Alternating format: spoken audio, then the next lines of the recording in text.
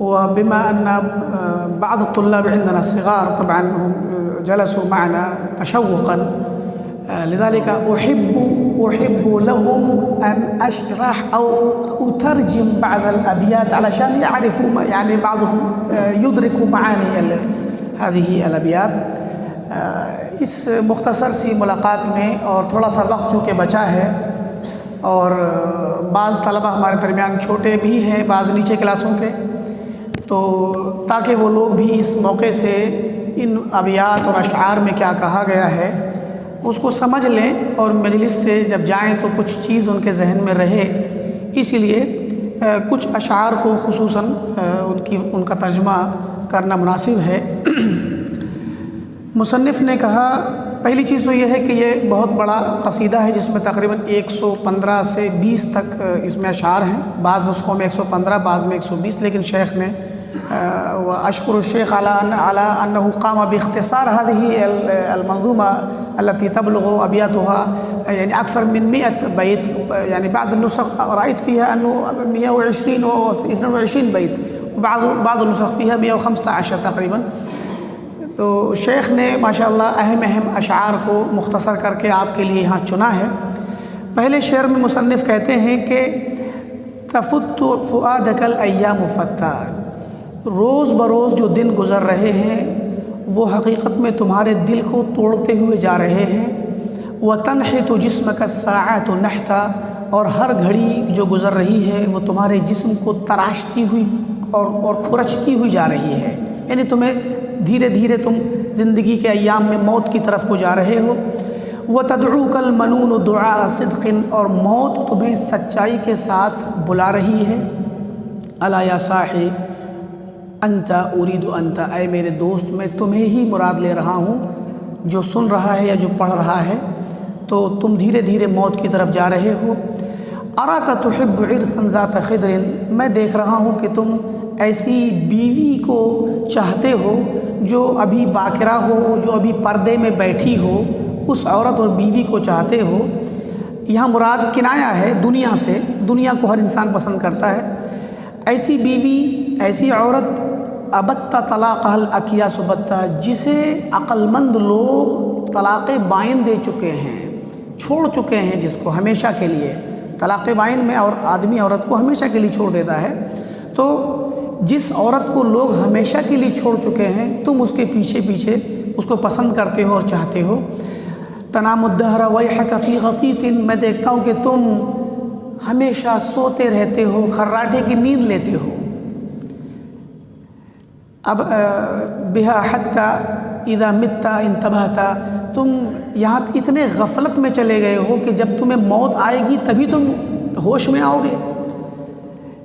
اسی طریقے سے ایک دو شعر چھوڑ رہے ہیں۔ ابا بکر دعوتک لو اجبت، اے میرے بیٹے ابو بکر، ان کا بیٹا ہو یا کوئی مخاطب ہو، ابو بکر میں تمہیں بلاتا ہوں، دعوت دیتا ہوں، اگر تم اس میری دعوت کو قبول کرو۔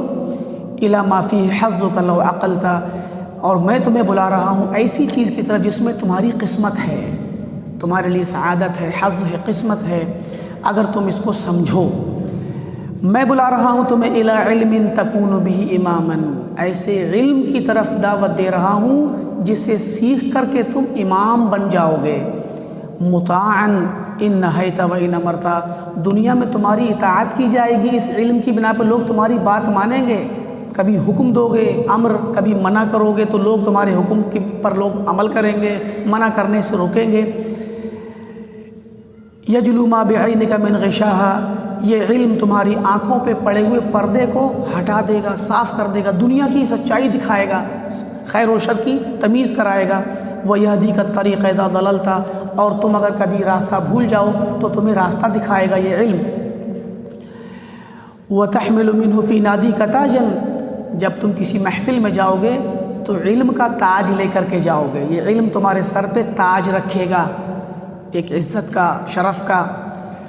اس کے بعد وَيَكْسُوكَ الْجَمَالَ إِذَا عَرِيتَ، اور جب تمہارے پاس اگر پہننے کو کپڑے نہ ہوں پھر بھی تمہیں خوبصورت کر کے پیش کرے گا، یعنی تمہاری غربت میں، تمہارے فقر میں، تمہارے بدحالی میں بھی تمہیں دنیا پسند کرے گی، اچھا سمجھے گی۔ يَنَالُكَ نَفْعُهُ مَا دُمْتَ حَيًّا، تم جب تک دنیا میں زندہ رہو گے اس سے فائدہ اٹھاؤ گے، اس علم سے فائدہ اٹھاؤ گے۔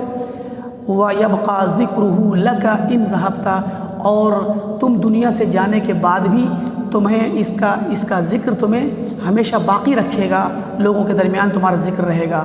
پھر فرمایا علم کی تعریف اور اس کے مقام و مرتبے کے بارے میں، هُوَ الْعَبْدُ الْمُهَنَّدُ لَيْسَ يَنْبُو، یہ وہ علم ایسی تلوار ہے جو ہندوستان کی بنی ہوئی ہے، یعنی مطلب تیز تلوار ہے جس کا وار کبھی بھی خطا نہیں کرتا۔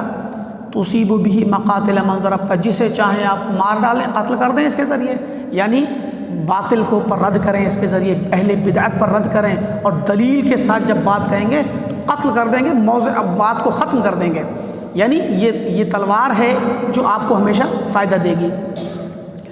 وَكَنْزٌ لَا تَخَافُ عَلَيْهِ لِصًّا، یہ علم ایسا خزانہ ہے کہ جس سے کبھی چور کا کوئی خوف نہیں، کوئی چور آپ کے علم کو چرا نہیں سکتا اس خزانے کو۔ خفیف الحمل یوجد حیث کنت، اگر خزانے کو آپ لے کے جائیں، پیسے کو اپنے بیگ میں لے کے جائیں تو چوروں سے ڈر اور بھاری بھی ہو جائے گا، لیکن یہ علم، اس خزانے کو نہ کوئی چور چرا سکتا ہے، بلکہ آپ جہاں جائیں ہلکا ہے، آسانی سے اٹھا کے لے جائیے جہاں بھی جائیے۔ یزید بکثرۃ الانفاق منہ، اور اس علم کو جتنا خرچ کریں گے وہ آپ کا علم زیادہ ہوگا۔ وینقص ان بہ کفا شددت، اگر تم نے اس کو روک لیا، اس کو چھپا لیا تو یہ کم ہو جائے گا۔ فرمایا فلو قد ذقت من حلواہ طعما، اگر اس علم کی کا مزہ اور اس کی مٹھاس کو، اس کی حلاوت کو اگر تم چکھ لو، لأکثرت التعلم واجتہدت، اگر علم کی مٹھاس تمہیں محسوس ہو جائے تو پھر تم خوب محنت سے اور کثرت کے ساتھ تعلم اور علم کو سیکھنے کا کام کرو گے، واجتہدت، اور خوب محنت اور مشقت کرو گے اس کو چکھنے کے بعد، اس کو سیکھنے کے لیے۔ وَلَمْ يَشْغَلْكَ عَنْهُ هَوًى مُطَاعٌ وَلَا دُنْيَا بِزُخْرُفِهَا فُتِنْتَ، اور جب تم اس کی مٹھاس چکھ لو گے تو پھر اس علم سے تمہیں تمہاری خواہش روکے گی نہیں، اس سے مشغول نہیں کرے گی، اس سے ہٹائے گی نہیں، بلکہ تم علم میں مشغول رہو گے۔ ولا دنیا بزخرفها فتنت، نہ ہی تم اس علم کی مٹھاس چکھنے کے بعد دنیا کے زخرف سے، دنیا کی رنگینی سے تم فتنے میں پڑو گے اور اس سے مشغول ہو کر کے اس میں دنیا میں چلے جاؤ گے۔ پھر مزید فرماتے فواظبہ وخذ بالجد فیہ، لہٰذا اس علم کو ہمیشہ پوری اس کے ساتھ ہمیشگی کے ساتھ اس علم کو اپناؤ، اس پر مواظبت رکھو، اس کو سیکھو، اور جد کے ساتھ، جدیت، سنگینی، اس کو جب سیکھو تو پورے ہوش کے ساتھ، جدیت کے ساتھ۔ فَإِنْ أَعْطَاكَهُ اللَّهُ انْتَفَعْتَ، اگر اللہ تمہیں یہ علم بخش دے گا تب تمہیں اس سے انتفاع ہوگا، فائدہ ہوگا۔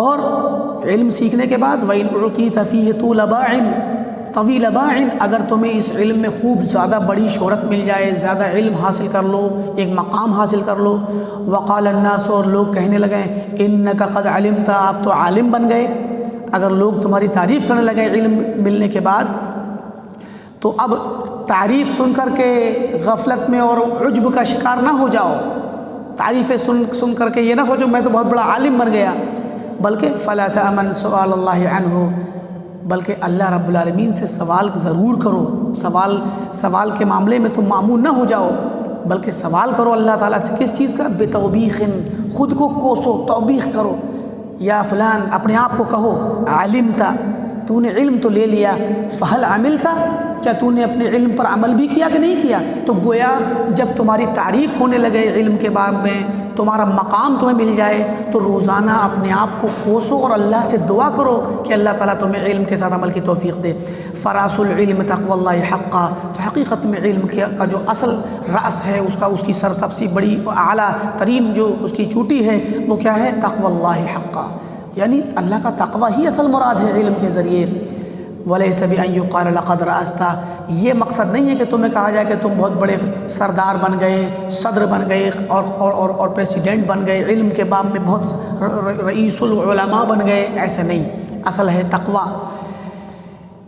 اِذَا مَا لَمْ يُفِدْكَ الْعِلْمُ خَيْرًا، ایک بات جان لو، اگر تمہیں علم کوئی بھی خیر نہ پہنچا سکے، علم سیکھ کر کے تمہیں کوئی خیر نہ ملے، فخیر منہ اللہ کا جہل کا، تو بہتر یہ ہے کہ تم اس علم کو نہ سیکھو، جاہل ہی رہ جاؤ۔ فرمایا ستجنی من ثمار العجز جہلا، اگر تم عاجز رہ گئے، علم تم نے نہیں سیکھا، تو تم اس عاجز رہ جانے اور کمزور رہ جانے کے نتیجے میں اس کا پھل جب تم توڑو گے تو آخر میں جہالت ہی توڑو گے۔ اگر علم سیکھنے سے کمزور پڑ گئے، عاجز رہ گئے، تو اس عاجزی اور کمزوری کے نتیجے میں جو تم پھل توڑو گے وہ جہالت کا پھل توڑو گے۔ وَتَصْغُرُ فِي الْعُيُونِ إِذَا كَبِرْتَ، اور لوگوں کی نگاہوں میں بڑے بوڑھے ہونے کے باوجود بھی چھوٹے کہلاؤ گے، لوگ چھوٹی نظر سے دیکھیں گے، تم کو چھوٹا سمجھیں گے۔ وَتُفْقَدُ إِن جَهِلْتَ وَأَنْتَ بَاقٍ، اگر تم جاہل رہ گئے تو لوگ تمہیں مفقود کی طرح مانیں گے، آپ کا وجود غیر وجود برابر مانیں گے، گرچہ تم لوگوں میں باقی رہو، تمہارا ہونا نہ ہونا برابر ہوگا۔ وَتُوجَدُ إِنْ عَلِمْتَ وَلَوْ فُقِدْتَ، اور اگر تم نے علم حاصل کر لیا تو گرچہ کسی جگہ، شہر میں، کسی گاؤں میں، کسی علاقے میں نہ بھی رہو، تب بھی لوگ تمہیں تلاشیں گے، ان کے درمیان موجود رہو گے، مرنے کے بعد بھی موجود رہو گے اپنی باتوں اور اپنے علم سے، اور ویسے بھی تمہارا ذکر ہوتا رہے گا۔ وَتَذْكُرُ قَوْلَتِي لَكَ بَعْدَ حِينٍ، میں جو بات کہہ رہا ہوں کچھ دن کے بعد تم میری بات کو یاد کرو گے۔ اِذَا حَقًّا بِهَا يَوْمًا عَمِلْتَ، اگر یقیناً تم نے اس میری بات پر کسی دن عمل کر لیا تو عمل کرنے کے بعد میری بات یاد کرو گے جو میں کہتا ہوں۔ علم سیکھنے کے بعد ذکر ہمیشگی ملے گی، اور نہ سیکھنے جہالت کے بعد خمول اور فقدان ملے گا۔ وَإِنْ أَهْمَلْتَهَا وَنَبَذْتَ نُصْحًا وَمِلْتَ إِلَى حُطَامٍ قَدْ جَمَعْتَ، اور اگر تم دنیا کی اس کو تم نے چھوڑ دیا، میری اس بات کو اہمال کر کے لاپرواہی سے چھوڑ دیا، اور میری نصیحت کو تم نے ترک کر دیا، اور تم دنیا کے حطام اور دنیا کے مال و متاع کے پیچھے اس کو جمع کرنے کے لیے مائل ہو گئے، فَسَوْفَ تَعَضُّ مِن نَدَمٍ عَلَيْهَا، تو تم کسی دن دانت سے اپنے انگلی چباؤ گے، یعنی مطلب کف افسوس ملو گے۔ وَمَا تُغْنِ النَّدَامَةُ إِن نَدِمْتَ، اور جس وقت ندامت کے کف ملو گے، کف افسوس، تو اس وقت ندامت کوئی فائدہ نہیں دے گی۔ اِذَا أَبْصَرْتَ صَحْبَكَ فِي سَمَاءٍ، اگر تم اپنے دوستوں کو آسمان کی بلندیوں پر دیکھو جو تمہارے ساتھ ہوا کرتے تھے، قَدْ ارْتَفَعُوا عَلَيْكَ وَقَدْ سَفُلْتَ، کہ تمہارے دوست ترقی کرتے کرتے علم میں آسمان کی بلندیوں پر پہنچ گئے اور تم نیچے رہ گئے، فَرَاجِعْهَا وَدَاعًا كَالْهُوَيْنَ، تو پھر میری اس بات کو مراجعہ کرو، دیکھو، اور سستی اور عاجزی اور اعراض چھوڑو، سستی اور کاہلی سے اور غفلت سے باز آؤ۔ فَمَا بِالْبُطْءِ تُتْرَكُ مَا طَلَبْتَ، کیونکہ یہ سست رفتاری سے اپنے مقصود اور مراد کو حاصل نہیں کیا جاتا۔ وَلَيْسَ لِجَاهِلٍ فِي النَّاسِ مُغْنٍ یا مَعْنًا، کوئی جاہل ہو، لوگوں کے درمیان رہتا ہو، نہ تو اس کا کوئی معنی ہے، کوئی اہمیت ہے، ولا مغنٍ، نہ تو اس میں کوئی لوگوں کے لیے اغنا ہے، کوئی فائدہ ہے، نہ خود اس کی کوئی اہمیت ہے، نہ لوگوں کو کوئی فائدہ پہنچا سکتا ہے۔ وَلَوْ مُلْكُ الْعِرَاقِ لَهُ تَأَتَّى، چاہے وہ عراق کیا پوری دنیا کی ملکیت اس کو مل جائے، پوری دنیا اس کو مل جائے، پھر بھی کوئی فائدہ نہیں ہے۔ جہالت سے کیا فائدہ، جاہل ہو کر کے مال مل جائے تو بھی کوئی فائدہ نہیں ہے۔ سَيَنْتِقُ عَنْكَ عِلْمُكَ فِي مَلَئٍ، جب تم علم حاصل کرو گے تو تمہاری طرف سے تمہارا علم پبلک میں، عوام میں، مجلسوں میں اور بڑے بڑے اجتماعات میں بولے گا۔ وَيَكْتُبُ عَنْكَ يَوْمًا إِن كَتَبْتَ، کہ اگر تم علم کو لکھو گے آج تو تم سے بھی لے کر لکھا جائے گا، تم سے بھی لوگ لیں گے اور تمہیں امام بنائیں گے، تم سے لوگ درس میں لیں گے علم۔ وَمَا يُغْنِيكَ تَشْيِيدُ الْمَبَانِي، تم بلڈنگیں اونچی اونچی کھڑی کرو، کوئی فائدہ نہیں ہے۔ اِذَا بِالْجَهْلِ نَفْسَكَ قَدْ هَدَمْتَ، اگر تم اپنے آپ کو جہالت کے ذریعے منہدم کر چکے ہو نفس کو، تو پھر ظاہری بلڈنگیں کھڑی کرنے سے کوئی فائدہ نہیں ہے۔ جَعَلْتَ الْمَالَ فَوْقَ الْعِلْمِ جَهْلًا، اگر تم مال کو علم کے اوپر رکھو گے اپنی جہالت کی وجہ سے، مال کو فوقیت دو گے، علم کو پیچھے رکھو گے، لَعَمْرُكَ فِي الْقَضِيَّةِ مَا عَدَلْتَ، تو حقیقت یہ کہ تم نے اس قضیے میں، کیا کسی بھی قضیے میں تم کبھی عدل نہیں کر پاؤ گے۔ یہ علم اور مال کا جو قضیہ ہے تم نے عدل نہیں کیا، اور نہ ہی دنیا کے کسی فیصلے میں تم کبھی عدل کر پاؤ گے اگر تم نے مال کو ہمیشہ اپنا نصب عین رکھا اور علم کو چھوڑ دیا۔ وَبَيْنَهُمَا بِنَصِّ الْوَحْيِ بَوْنٌ، علم اور مال کے درمیان نص وحی میں یعنی قرآن کے اندر اور سنت کے اندر بہت دوری ہے ان کے درمیان، مال کہاں اور علم کہاں۔ سَتَعْلَمُ إِذَا طَٰهَ قَرَأْتَ، تم اس حقیقت کو جان لو گے جب سورہ طٰہٰ پڑھو گے دھیان سے، جو آپ کے درمیان شیخ نے بتلائی بھی تھی بعض آیتیں۔ فَلَيْسَتْ هَٰذِهِ الدُّنْيَا بِشَيْءٍ، یہ دنیا کسی کام کی نہیں ہے، کچھ بھی نہیں اس دنیا کے اندر رکھا۔ تَسُوءُكَ حِقْبَةً وَتَسُرُّ وَقْتًا، کبھی تم اس دنیا میں خوشی ہے کسی وقت میں اور کسی وقت میں غم ہے، دنیا میں یہی سب لگا ہے۔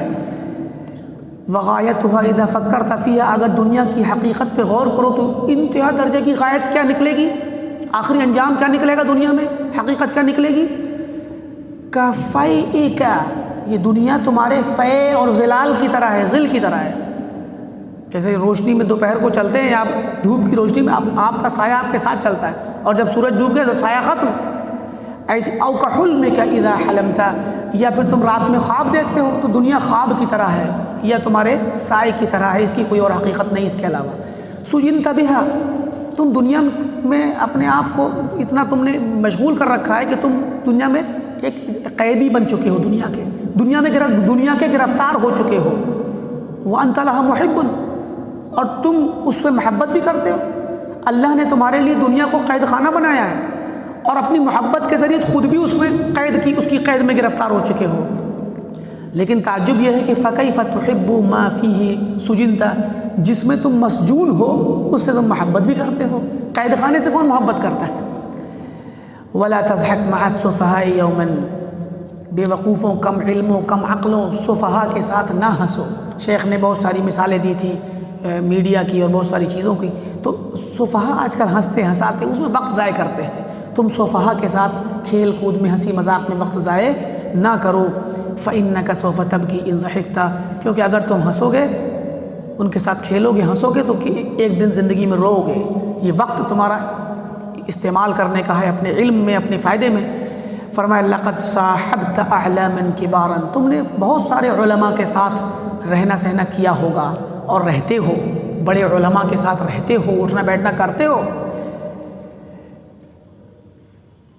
وَلَمْ أَرَكَ اقْتَدَيْتَ بِمَنْ صَحِبْتَ، اور میں نہیں دیکھتا کہ تم ان میں سے کسی کی اقتدا بھی کرتے ہو جن کے ساتھ تم رہتے ہو۔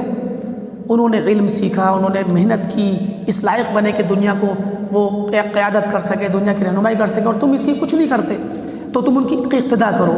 وَنَادَاكَ الْكِتَابُ فَلَمْ تُجِبْهُ، قرآن تمہیں بلاتا ہے اور تم ان کو، قرآن نے تمہیں بلایا، ندا دی اور تم نے اس کی دعا کو، ندا کو قبول نہیں کیا، تم نے اس کی دعوت کو نہیں مانا۔